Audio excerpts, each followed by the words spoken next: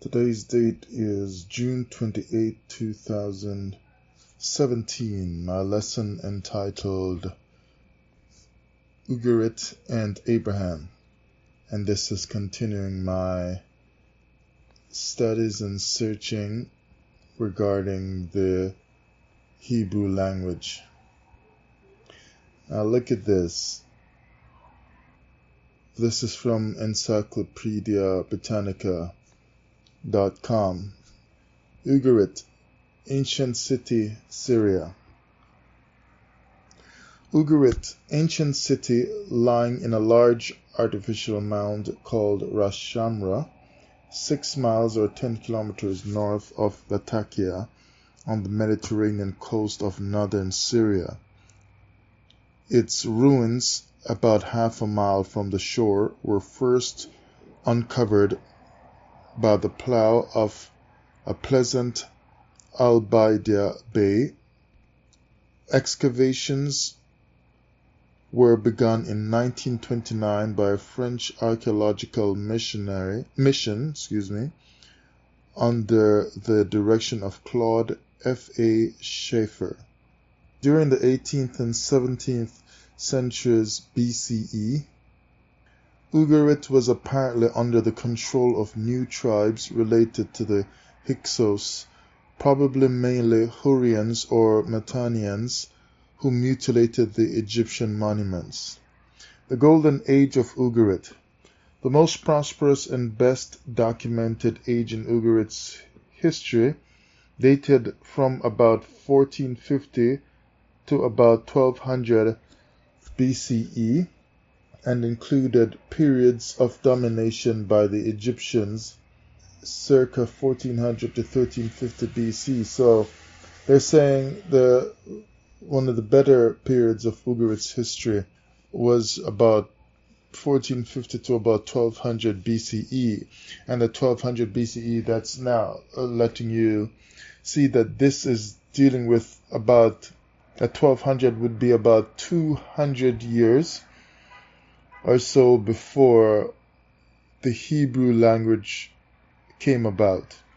Talking about this Hebrew that we find in our Bibles and the Hebrew that we deal with when we say we're going to look up this Hebrew word. So that was my information that I brought out in the very first video late last year, probably in the fall of last year, 2016, when I started looking into this Hebrew language, because I just found it kind of strange that the Hebrew started so late. So either the Hebrews were speaking something else at first, and Hebrew is not the language, or Hebrew is the language, but it went through some changes and was not called Hebrew initially, but later on started to be called Hebrew. But if that's the case, why is it that it's showing that this Hebrew started at about 1000 BC? Certainly, if it's just a matter that this is the new Hebrew, like modern Hebrew, they should not have been saying that Hebrew begun as a language at that time. They should have just said something more like the ancient Hebrew kind of got lost or slipped away, and the newer version of it started to be used at around 1000 BC. But they're saying Hebrew began at 1000 BC. Check my first video, I don't remember what it's called.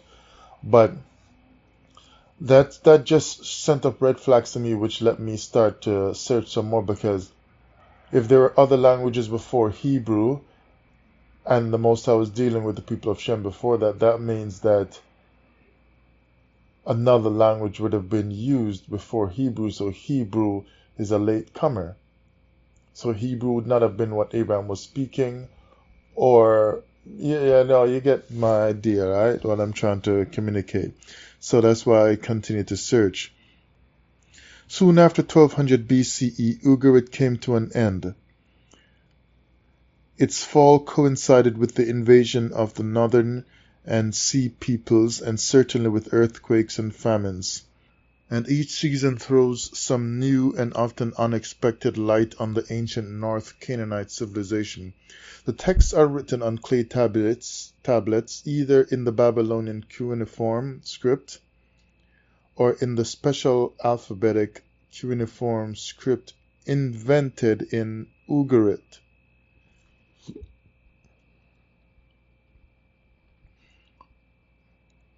Several copies of this alphabet, with its 30 signs, were found in 1949, and later a shorter alphabet with 25 or even 22 signs seems to have been used by 13th century traders. So a lot of changes going on. Scribes, part is very nice. Scribes used 4 languages: Ugaritic, Akkadian, Sumerian, and Hurrian, and 7 different scripts were used in Ugarit in this period. We're talking about Ugarit, remember you're dealing with Syria. So 7 different scripts were used in this period in Ugarit: Egyptian and Hittite hieroglyphic, and Cypro-Minoan, Sumerian, Akkadian, Hurrian, and Ugaritic cuneiform. These show clearly the cosmopolitan character of the clay. So what that's saying to me there is that if they've got all these different scripts, then you're dealing with something like a well-built up city or metropolitan, right? This is like a well-built up place, and they're doing a lot of trading, a lot of business and so on, a lot of travelers passing through. These are not idiots living in this place. These people are the it of their day in these areas, and they can communicate with just about anybody passing through and that they're doing business with and so on. So far we're understanding that the Ugarit looks like the Hebrew, and we're not sure if we should say that backwards, that Hebrew looks like the Ugarit, because it looks like the Ugarit was there before. But you can connect, at least at my level here, I can connect that I want to look into Ugarit, Akkadian, Sumerian with the writings that we're dealing with when we talk about the Hebrew script. So if we're dealing with the scrolls, if we're dealing with seeing what they at least wrote in, whatever they're speaking, they can express it or code it down or document it in just about any one of these scripts that they have available. It's also clear that in this area they were worshipping many gods. You got the whole Baal thing and El and Asherah. So they're dealing with many gods. They say here, it is now evident that the patriarchal stories in the Hebrew Bible were not merely transmitted orally, but were based on written documents of Canaanite origin, the discovery of which at Ugarit has led to a new appraisal of the Hebrew Bible, which is what I was saying to you before, that the scrolls look like Canaanite scrolls. Alright, like they have some Canaanite kind of input, or at least documentation. Something was documented that has some kind of Canaanite kind of connection to it. Okay, look at this now from Wikipedia. Ugaritic, a Northwest Semitic language, discovered by French archaeologists in 1929. It is known almost only in the form of writings found in the ruined city of Ugarit, which is modern Ras Shamra, Syria. It has been used by scholars of the Hebrew Bible to clarify biblical Hebrew texts, and has revealed ways in which the cultures of ancient Israel and Judah found parallels in the neighboring cultures. So this might help to kind of deal with what I was warning about, that anybody in the Bible can go anywhere and speak to anybody else in the Bible, like it's a TV show. Because if it's saying found parallels in neighboring cultures, that means that people around Israel were speaking the same or similar kind of language. That's not too far. So it's not that much of a difference. And it's funny that other peoples from other nations seem to have known about sometimes the God of the Israelites and the God of Abraham and so on. They seem to have known about him and could tell certain things that he was great and things like that, as if they could understand the teachings of the Hebrews. Not that they necessarily believed them and wanted to give their heart and so on, but it seemed like that. Let me read something here for you. Hold on. So, I'm just considering that the language that the Hebrews were speaking might not have been some completely isolated kind of language that nobody else had, and this was just them alone. It could have been some dialect or so, but other people could still understand them. Otherwise, they couldn't trade and do business and so on. What am I looking for? Let me try Jonah. Okay, so we know with this, Jonah chapter 1, we know a whole bit with Jonah trying to not go to Nineveh. And he's saying here now, Jonah chapter 1 and verse 7, and they said everyone to his fellow, come, let us cast lots that we may know for whose cause this evil is come upon us. They cast lots, and the lot fell upon Jonah. Because remember, they were praying to their gods, right? They're like, let's pray to our God. Like verse 5 says, the mariners were afraid and cried every man unto his God and cast for the waves and so on. But their gods didn't do anything. So now they cast lots, it fell on Jonah. And in verse 8 it says, then they said unto him, tell us, we pray thee, for whose cause this evil is upon us. What is thine occupation? And whence comest thou?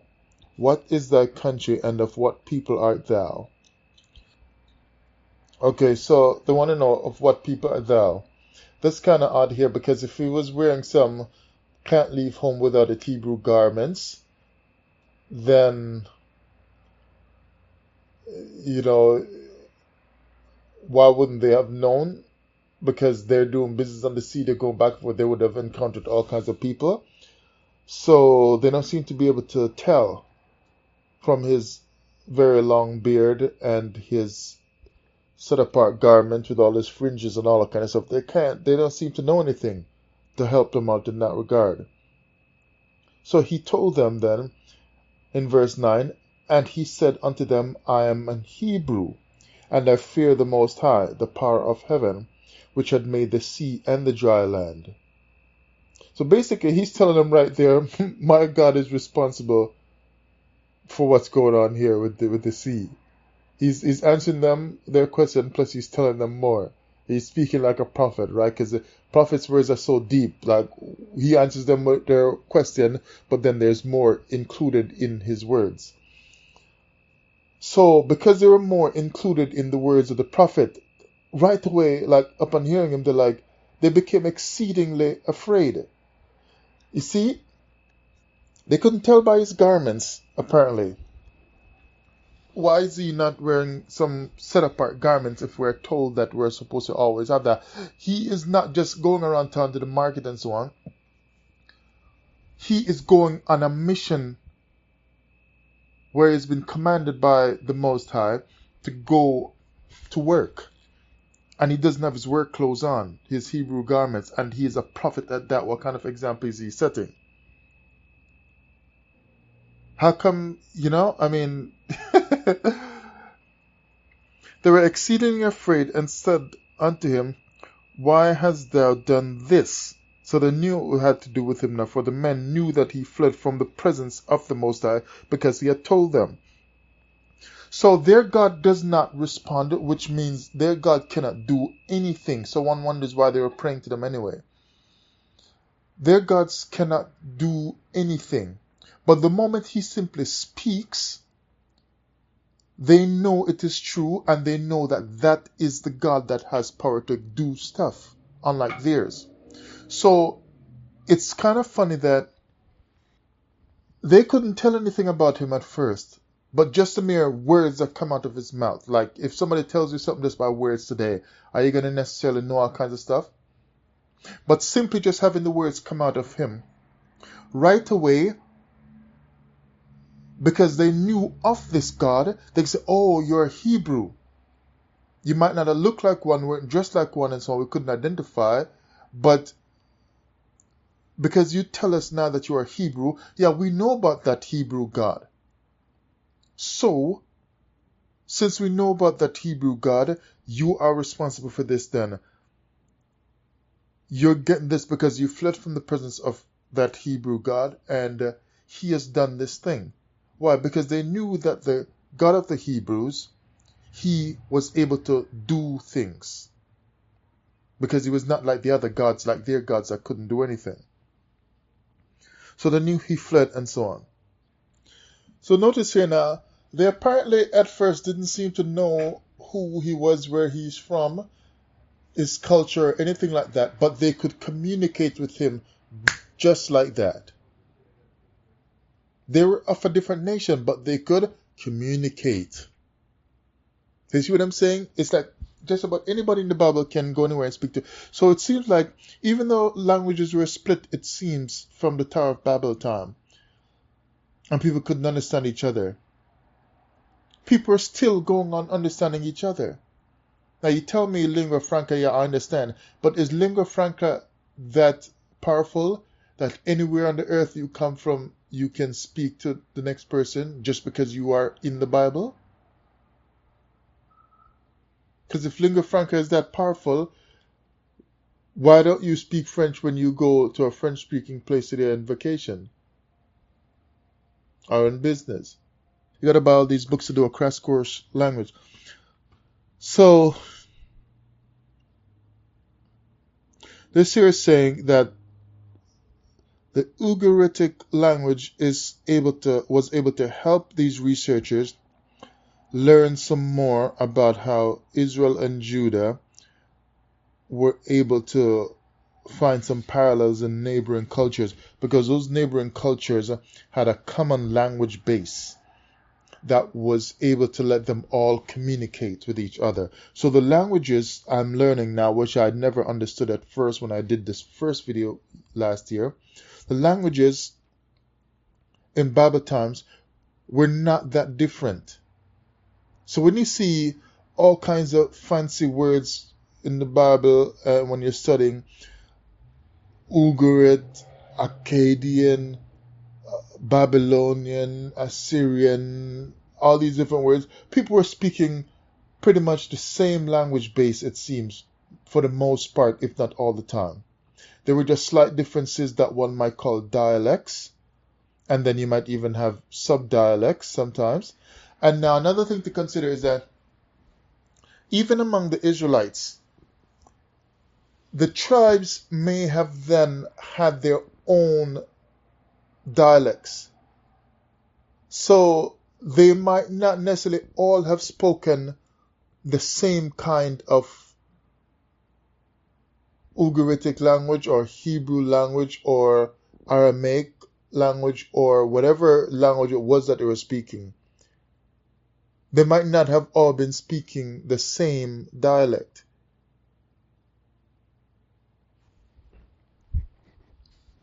But they were still able to understand each other. So sometimes now I'm understanding that when we pick up the Bible today, we just look like, oh, unified Israel, they're all speaking the same thing. Not necessarily.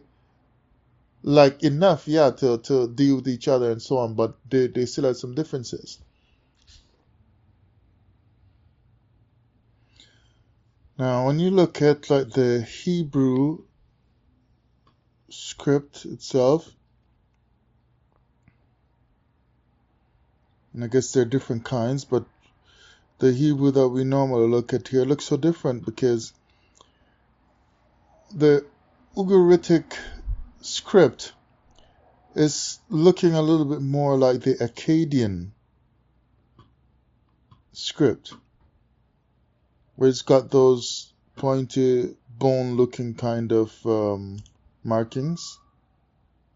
is looking a little bit closer to that.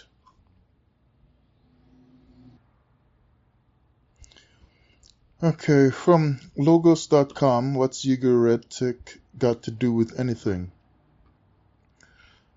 They're pointing out here again that the Ugaritic language gives a little bit clearer view of what the life of the Israelites might have been like.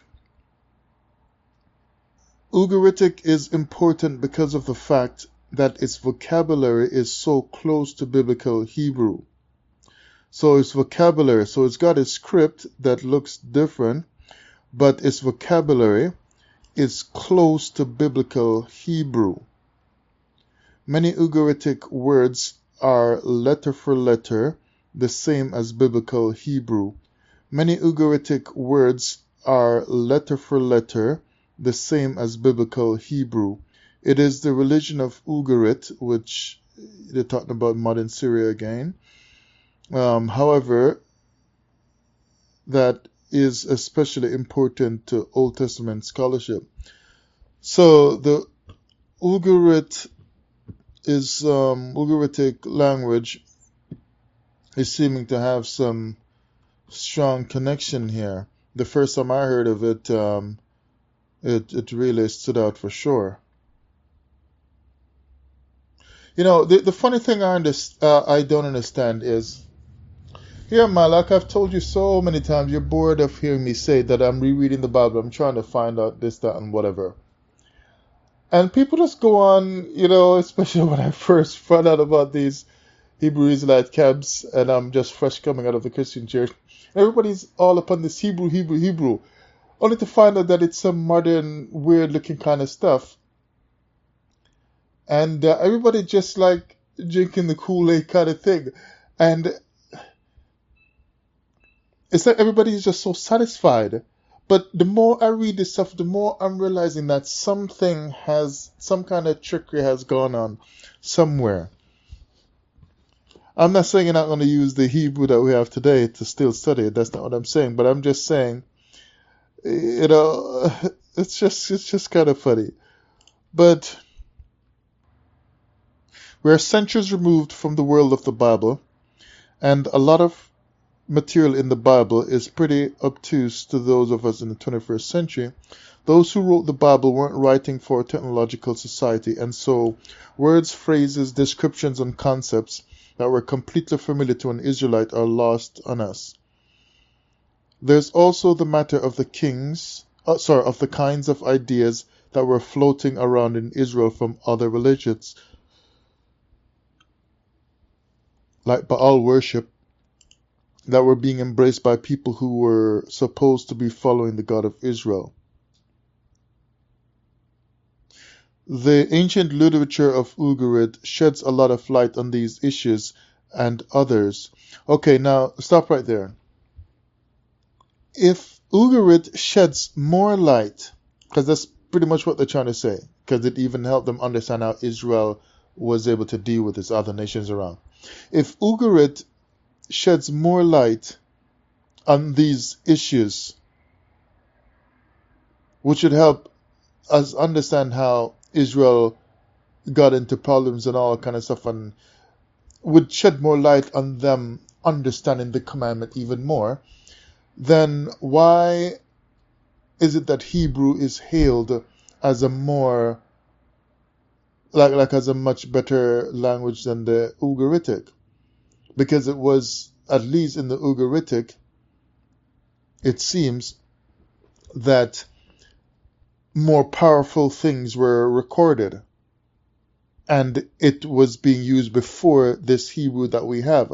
So doesn't it make sense that this Hebrew is not the language? It might sound like it, but you're still going to get more from whatever language was there before it came along, before the Hebrew came along that we have now. The destruction of Ugarit can be accurately dated to around 1200 BC.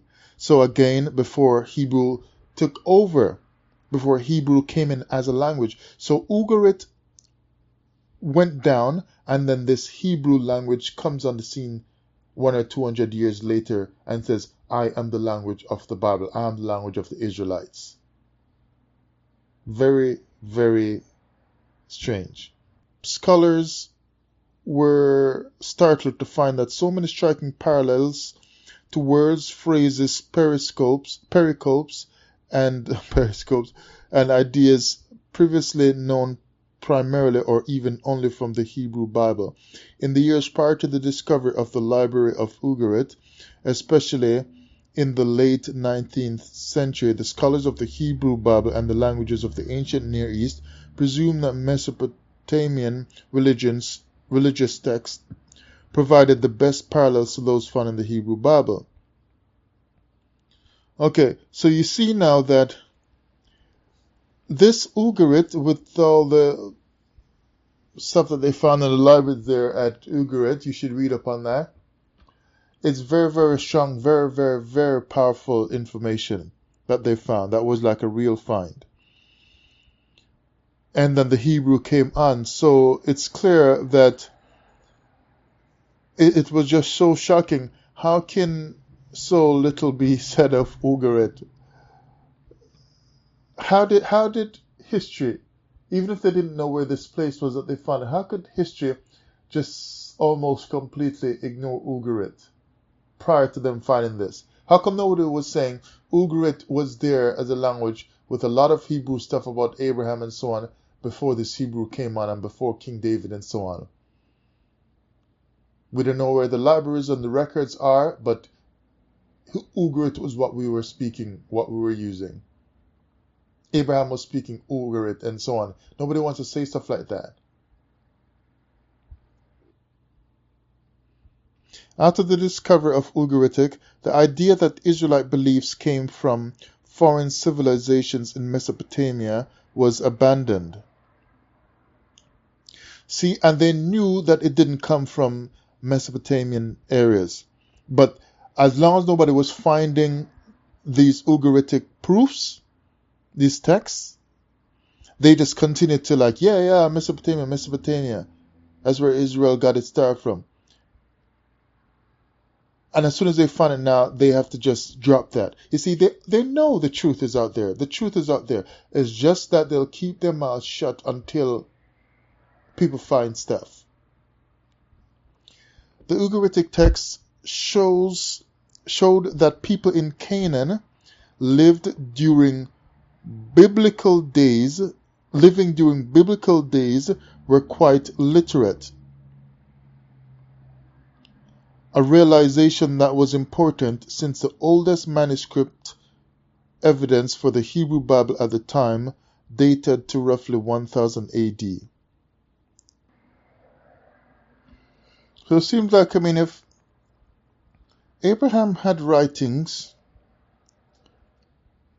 and Abraham went to Canaan, then you got like people like Joseph and so on would have had access to the writings, right? And they would have known of the Ugaritic writings and texts as well, coming from Abraham and whoever else was before Abraham. See that? Okay, from thoughtseo.com, Ugaritic texts show possible influences on Abraham. In addition to language, the Ugaritic texts show many literary elements that have made their way into the Hebrew Bible. You see, even just the wording there as I'm reading these things is kind of letting you know that there were writings in some other kind of language before Hebrew. The Ugaritic texts also contain detailed descriptions of Canaanite religion that Abraham would have encountered when he brought his extended family into the area. So Abraham went to Canaan, and they're telling us that they called him Abraham the Hebrew because he crossed over the Euphrates, as if he would have been the first Hebrew. So now, if Abraham was speaking Ugaritic, or a Canaan or whatever, shouldn't he have been called something else? Because if he's the Hebrew, and Hebrew came up 1,000 years BC, that means that that's nearly 1,000 years after Abraham that this Hebrew thing came up. So why were they calling him Abraham the Hebrew? Shouldn't they have been calling him Abraham the Ugaritic or Abraham something else? So Abraham would have encountered certain things when he got to Canaan, dealing with the religions of Canaan. These beliefs would have shaped the culture that Abraham encountered. Most interesting among these details are references to a Canaanite god named El or Elohim, and that's always kind of strange because they say don't use the word God, but then are we using the word El or Elohim? And then some say no, Elohim is El, and Elohim is for the Hebrews, but then it's very hard to deny that El and Elohim were Canaanite gods. So if you can't use God, then why are you using Elohim and talking about the Elohim of Israel? You see, that's a very problem area right there. Because I've heard people cover some stuff on El and Elohim that makes one wonder. Really makes you wonder. It just seems kind of strange. But El and Elohim, Canaanite gods, they loosely translate to the Lord. The Ugaritic text indicate that while other gods were worshipped, El reigned supreme over all the deities.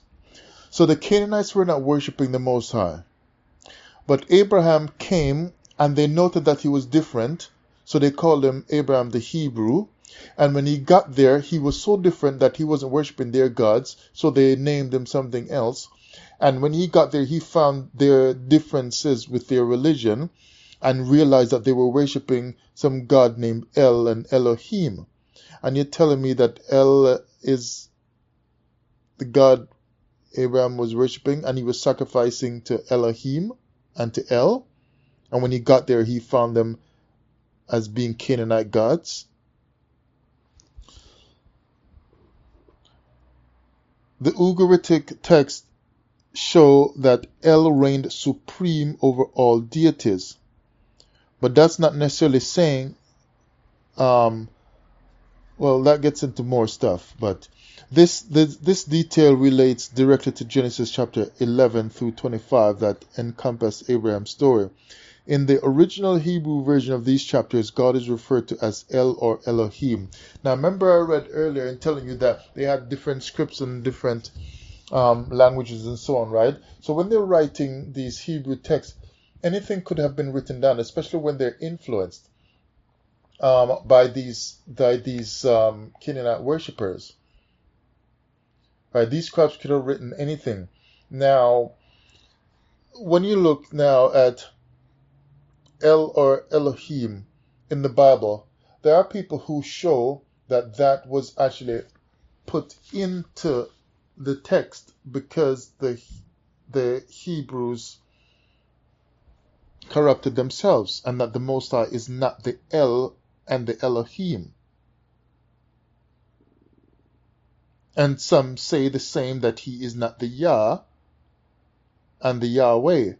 So even all the stuff with the Yah names in the Bible, like Elijah, although they're using the J right there, and so on, and Nehemiah, and so on, that these Yah endings came at a time when they corrupted themselves and went through massive name changes to reflect the name of the new gods they were taking on against the instructions of the Most High. Yet we accept Isaiah, Nehemiah, and so on, Jeremiah, as an Ezekiel for El, as normal, holy, set-apart names when it seems that they're not.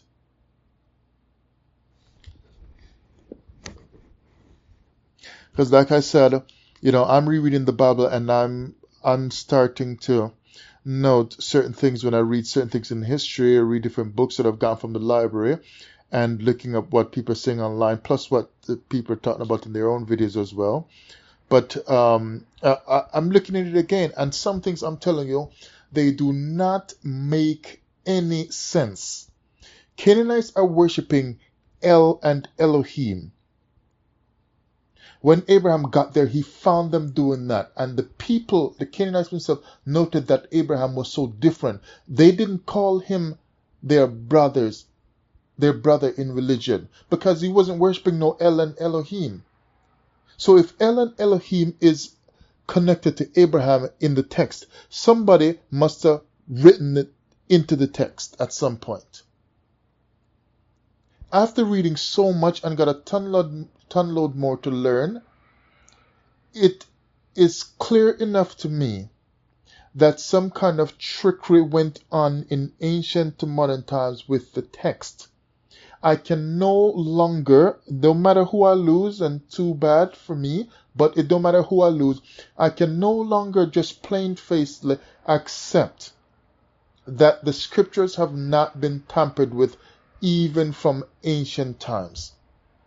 I've told you many times, especially in the New Testament, this fake series, no one is going to see the Hebrews be so powerful that even the men on Jonah's boat, or the boat that Jonah was on, immediately identifying and exceedingly fearful. Not just a little, but they were fine with the different gods represented on the boat by the different people who were there, saying, let's pray to each one of us, let's pray to our gods.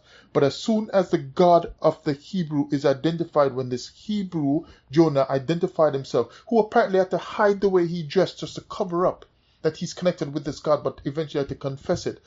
Just the mere confession. He didn't pronounce no curse on them or anything like that. Just a confession, and seeing how the waves are going, the storm and so on. It made them exceedingly fearful. This power is different from the El or Elohim that the Canaanites were worshipping, that Abraham found when he got there. And the Canaanites are showing some difference, that this man, Abraham, is not connected with El or Elohim. He's not a brother. He's different. He don't worship our God. He don't have our culture and so on. So we identify him differently. We call him Abraham the Hebrew, because it's different from, he's doing something different from what we're believing in.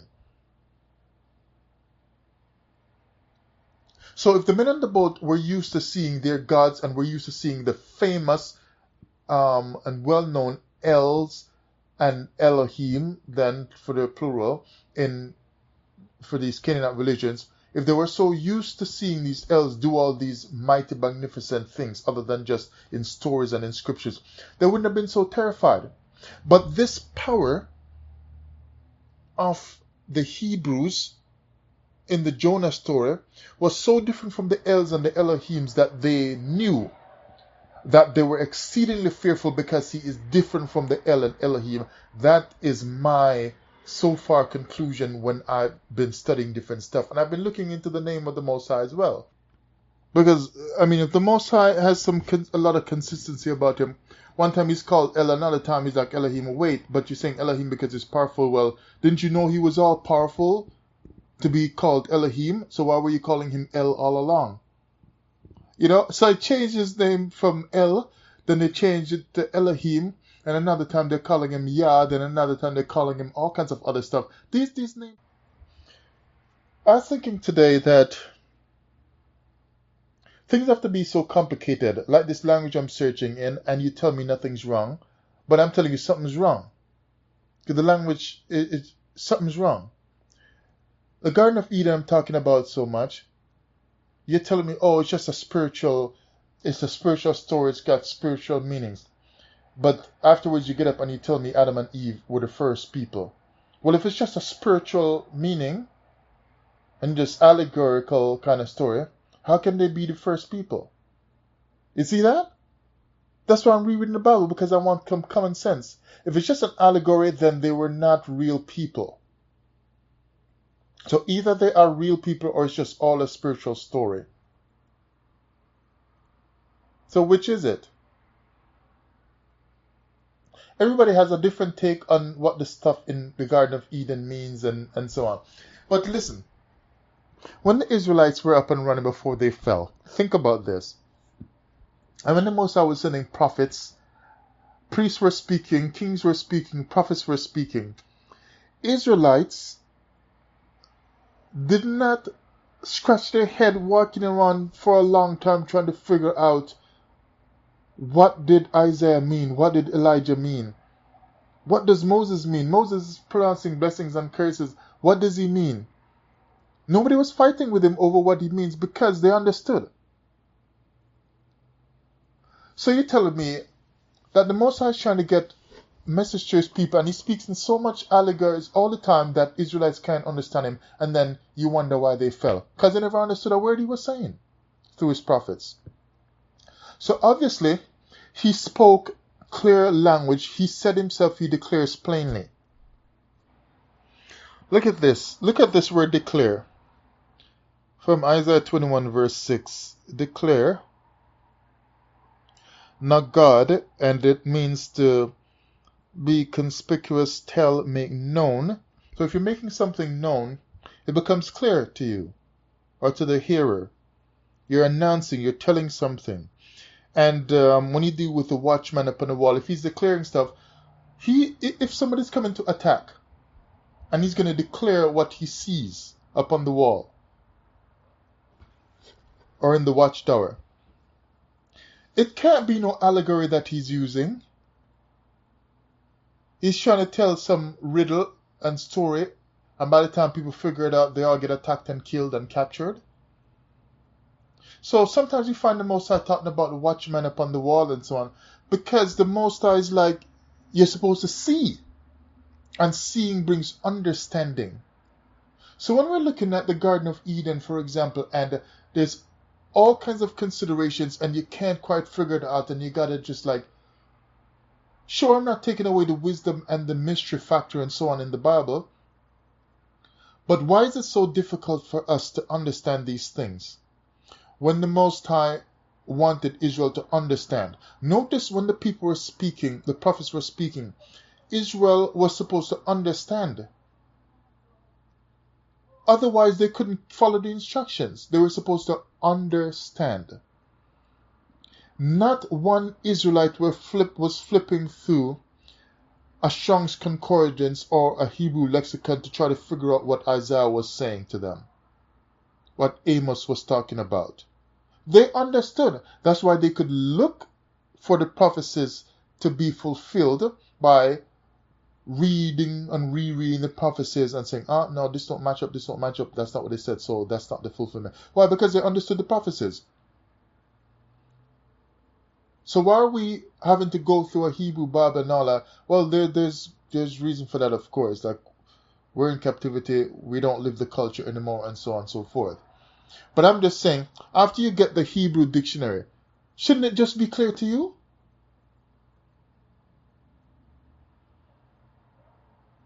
But instead, we're having to fight for years with each other, cussing out each other, until we're making enemies almost among each other over a book of clarity, a book of God, a book of wisdom and knowledge and understanding, and a book that is supposed to bring unity. So it's clear to me, which is the reason why I'm rereading the Bible, is that somehow the Bible has been presented to us in a way that is intentionally designed to make us not fully find the truth. We're going to find a lot of truth there, but some things are not. That's why you look at, for instance, end times prophecies, and this one is saying Russia is this one, China is that one, this and whatever, because it's just not clear. So if it's presented to us in this kind of way where it's not all clear, who gave us the Bible we read today? Who runs the publishing companies? Are they Israelites? Are they black people? Or are they white people who conquered us, took us over? Who runs the publishing companies, the printing presses, and so on? Who makes the money off the sales of the Bibles at the top? Who supposedly revived Hebrew 100 or so years ago and makes monies from all the sales of these Hebrew dictionaries and lexicons? Because you have two dictionaries already for the Hebrew, and you gotta go by a third one and a fourth one to try to understand what God is saying. And they are laughing to the bank. And then when you dig deeper, you find out there was other scripts and languages used even before Hebrew came along. And somebody laughs all the way to the bank.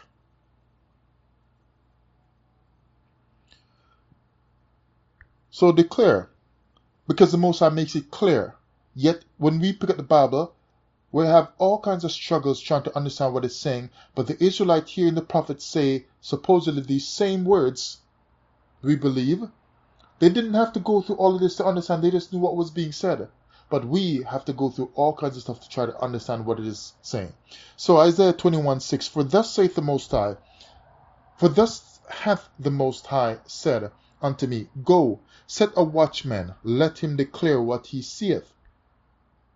Declare, yeah, because they want to tell you, he wants information. No want no guessing here for you to be wondering stuff. O my threshing and the corn, Isaiah 21:10, of my floor, that which I have heard of the Most High of hosts, the power of Israel, have I declared unto you. Again, I'm making things clear unto you, just like I heard it from the Most High, that you may have understanding and know what the Most High is saying. Notice the people don't keep hitting back all the time with these prophets, saying, what are you saying? What are you saying? What are you saying? As if they don't understand. They understood it was clear. The moment the word comes, it's clear. But we got Hebrew dictionaries and lexicons, and stuff still isn't clear to us. And when we can't understand it, we just tell the people it's just an allegory. And we didn't find Israelites tripping up over 1,000 allegories in the scriptures. Isaiah 41:22, let them bring them forth and show us what shall happen. In other words, if you're showing what will happen, you're going to tell it so that people know. It's just like when the Bible talks about a sign. A sign is coming so you can know and so you can prepare. So when he's telling and declaring things, it's so that you can prepare because you understand what was declared, so you can make preparation. So declaring is about clarity, so that understanding is reached. Let them show the former things what they be. That means that they understood what happened already, the former things. They can't show it if they didn't understand it. How can they show former things or declare former things if they never understood them? They're like, we can't show you that because we never understood it. But because they did, he said, let them show former things, what they be, that we may consider them. Consider them, yeah, because you understand it. Because when he says that we may consider them, it means so we can set in place and so on. Why? Because you understand, so now you know where to set it. Now you know where to put it. You know how to manipulate it. You know how to use it. You know how to walk. You know how to proceed. And that we may consider them and know. Why are you knowing? Because you understood it. But today you don't understand. Like even the Garden of Eden, you don't understand. Which is why I'm digging after I've read so many books over the years from when I was a child about the Garden of Eden, going to the library, this, that, and whatever, and still trying to figure out what in the world this thing was. And you're telling me the Hebrews that were wise, filled with wisdom, wrote such a complicated book so that rest of future Israel will struggle to understand it? The Hebrews, they taught wisdom so that they may know the latter end of them, or declare us things for to come. Declare it, see, I make it plain. Isaiah 41:26, who hath declared from the beginning that we may know, and before time that we may say he is righteous.